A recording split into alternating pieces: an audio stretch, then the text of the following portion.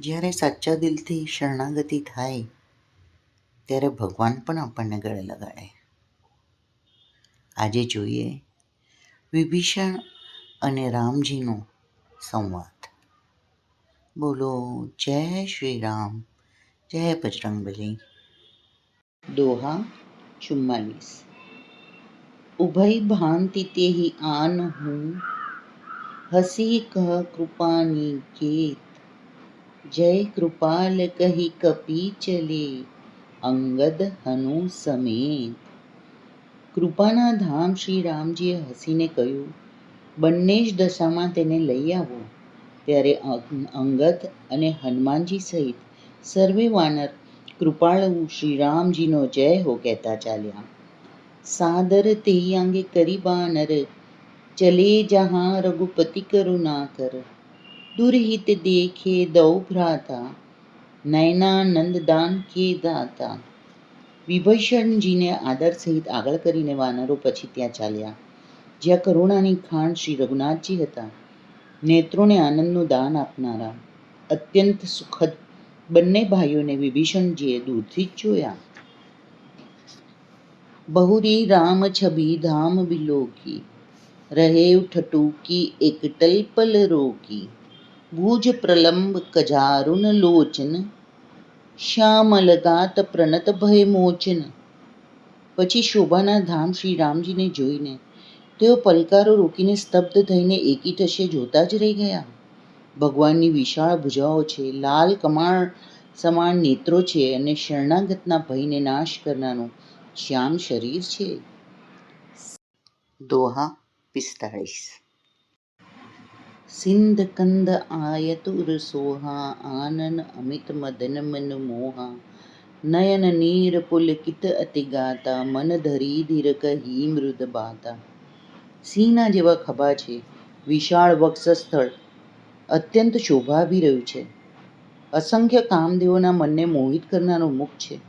ભગવાનના સ્વરૂપને જોઈને વિભીષણના નેત્રોમાં પ્રેમાશ્રુઓનું જળ ભરાઈ આવ્યું અને શરીર અત્યંત પુલકિત થઈ ગયું. પછી મનમાં ધીરજ ધરીને તેમને કોમળ વચન કહ્યા. નાથ દશાનન કરે મય ભ્રાતા, નિશિચર બંશ જનમ સુર ત્રાતા. સહજ પાપ પ્રિય તામસ દેહા, જતા ઉલુકહી તમ પર નેહા. હે નાથ, હું દશમુખ રાવણનો ભાઈ છું. હે દેવોના રક્ષક, મારો જન્મ રાક્ષસ કુળમાં થયો છે. મારું તામસી શરીર છે, સ્વભાવથી જ મને પાપ પ્રિય છે. જેમ ઘુવડને અંધકાર ઉપર સ્વાભાવિક રૂપે સ્નેહ હોય છે. દોહા 45. શ્રવણ સુજસુ સની આયુ, પ્રભુ ભંજન ભવ ભીર. ત્રાહી ત્રાહી આરતી, હરન સરન સુખદ રઘુબીર. હું કાનેથી આપનો સુયશ સાંભળીને આવ્યો છું કે પ્રભુ ભવના ભયોનો નાશ કરનાર છે. હે દુઃખીઓના દુઃખ કરનારા અને શરણાગતને સુખ આપનારા શ્રી રઘુવીરજી, મારી રક્ષા કરો, રક્ષા કરો. અસ કહી કરત દંડવત દેખા, તુરત ઉઠે પ્રભુ હર્ષ વિશેષા. દિન બચન સુની પ્રભુ મન ભાવા, ભુજ બિસાલ ગઈ હૃદય લગાવા. પ્રભુએ એમને આવું કહીને દંડવત કરતા જોયા તો તેઓ અત્યંત હરખાઈને તરત જ ઉઠ્યા. વિભીષણજીના દિન વચન સાંભળવાથી પ્રભુને મનમાં ઘણા જ ગમ્યા.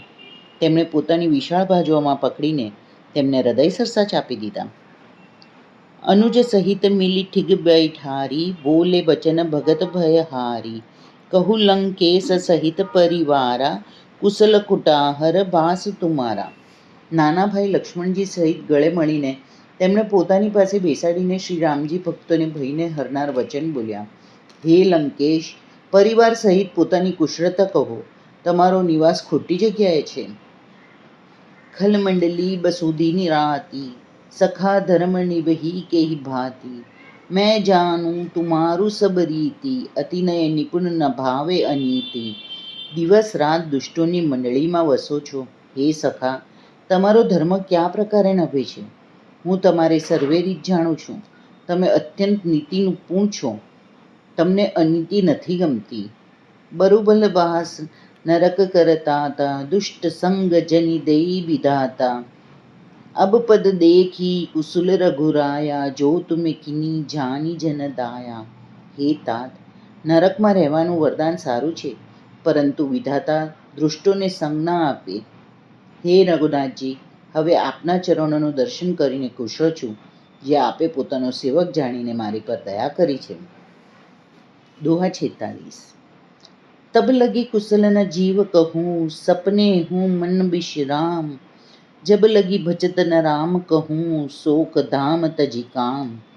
ત્યાં લગી જીવનની કુશળતા નથી અને સ્વપ્રમાય તેના મનને શાંતિ નથી કે જ્યાં સુધી તે શોકના ઘર વિષય ભોગોની કામનાને છોડીને શ્રી રામજીને નથી ભજતો. તબ લગી હૃદય બસત ખલ નાના, લોભ મોહ મચ્છર મદ માના. जब लगी उर न बसत रघुनाथ, धरे चाप सहायक कटी भात. લોભ મોહ મત્સર ઈર્ષા મદ અને માન આદિ અનેક દુષ્ટ ત્યાં સુધી જ હૃદયમાં વસે છે કે જ્યાં સુધી ધનુષવાણ અને કમરમાં ભાતો ધારણ કરેલા શ્રી રઘુનાથજી હૃદયમાં નથી વસતા. મમતા તરુણ તમી અધિયારી, રાગ દ્વેષ ઉલુકુ સુખકારી. તબ લગી બસિત જીવ મન માહી, જબ લગી પ્રભુ તાપ રબી નાહી. મમતાપૂર્ણ અંધારી રાત છે જે રોગ દ્વેષરૂપી ઘુવડ અને સુખ આપનારી છે, ત્યાં સુધી જ જીવનમાં વસે છે જ્યાં સુધી પ્રભુનો પ્રતાપરૂપી સૂર્યોદય નથી થતો. અબ મેં કુશલ મિટી ભય ભારે, દેખી રામ પદ કમલ તુમારે. તુમ કૃપાલુ ઝાપરનુ લૂકા, તાહી ન વ્યાપ ત્રિભુવન ભવશૂલા. હે રામજી, આપના ચરણાના દર્શન કરીને હવે હું કુશળ છું. મારો ભારે ભય ટળી ગયો. હે કૃપાળુ, આપે જેના પર અનુકૂળ થાઓ છો તેને ત્રણેય પ્રકારના ભવશૂળ, આધ્યાત્મિક, આધિવૈદિક અને આધિભૌતિક તાપ નથી વ્યાપતા. मैं निशिचर अति अधम सुभाऊं, शुभ आचरणु किन नहीं काऊं. जहाँ स्वरूप मनि ध्याव न आवा, તે હિ પ્રભુ હરિ હૃદય મોહિ લાવા. હું અત્યંત નીચ સ્વભાવનું રાક્ષસ છું. મેં ક્યારેય શુભ આચરણ નથી કર્યું. જેમણે રૂપ મુનિઓએ ધ્યાનમાં નથી આવતું તે પ્રભુએ સ્વયં હર્ષિત થઈને મને હૃદય સરસો ચાપી દીધો. દોહા 47. ઓહો ભાગ્ય મમ અમિતતી, રામ કૃપા સુખ પુંજ.